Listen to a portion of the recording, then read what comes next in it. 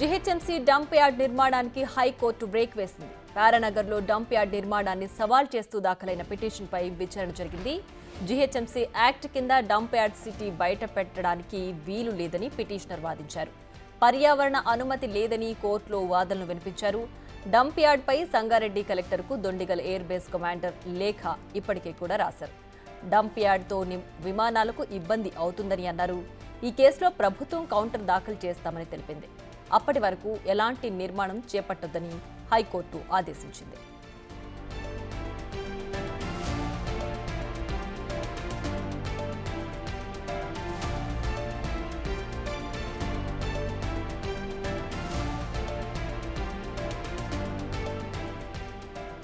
GHMC dump yard నిర్మాణానికి high court break వేసింది. పారానగర్లో dump yard నిర్మాణాన్ని సవాల్ చేస్తూ దాఖలైన పిటిషన్పై విచారణ జరిపింది.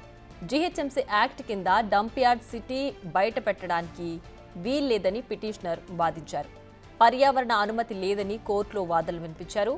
డంప్ యార్డ్పై సంగారెడ్డి కలెక్టర్కు ఇప్పటికే దొండిగల్ ఎయిర్ బేస్ కమాండర్ లేఖ కూడా రాశారు. అయితే డంప్ యార్డ్తో విమానాలకు ఇబ్బంది అవుతుందని తెలిపారు. ఈ కేసులో ప్రభుత్వం కౌంటర్ దాఖలు చేస్తామని తెలిపింది. అప్పటి వరకు ఎలాంటి నిర్మాణం చేపట్టదని హైకోర్టు ఆదేశించింది.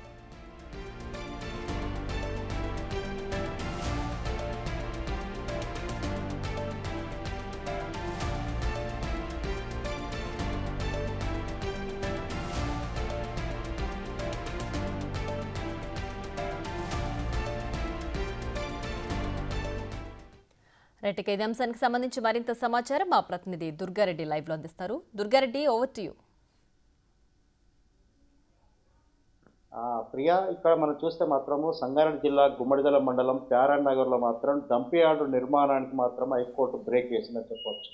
అదేవిధంగా వారం 10 రోజుల నుంచి ఎక్కడ జిహెచ్ఎంసీ అధికారులు ఎక్కడైతే ఆ నల్లవెల్లి గ్రామంలో 150 ఎకరాల్లో కూడా డంప్ యార్డ్ నిర్మాణం చేపట్టాలని చెప్పి ఆ నిర్మాణం చేస్తున్నారని చెప్పి వివిధ రకాలుగా వాళ్ళ ఆందోళన, ధర్నా, దీక్షలు చేపట్టడం జరిగింది.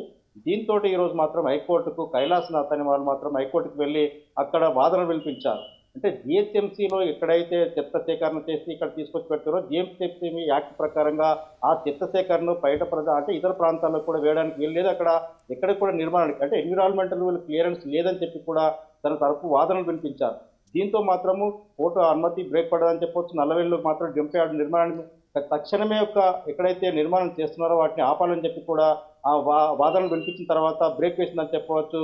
ప్రియా, దీంతో పాటు అంటే దాదాపు మనం చూస్తే ఇప్పటికే జిల్లా కలెక్టర్కి మాత్రం అక్కడ దొండిగల్ ఎయిర్పోర్ట్స్ వాళ్ళకి కూడా ఇక్కడ ఆ చెత్త సేకరణ వల్ల ఇక్కడ విమాన పైలట్స్ కానీ కో పైలట్స్ కానీ లేకుంటే విమానాలకు ప్రమాదం పొంచి ఉంటుందని చెప్పి కూడా అక్కడ జిల్లా కలెక్టర్ లేఖ ఇవ్వడం జరిగింది. దీంతో ఈ రోజు హైకోర్టు నుంచి కూడా ఆ కైలాసనాథ్ వినిపించిన ఆ సారాంశాన్ని బట్టి మాత్రం చూస్తే మాత్రం దొండిగల్ కాకుండా ఈ నల్లవెల్లి గ్రామంలో మాత్రము ఖచ్చితంగా కూడా డంప్ యార్డ్ నిర్మాణానికి బ్రేక్ పడదని చెప్పవచ్చు.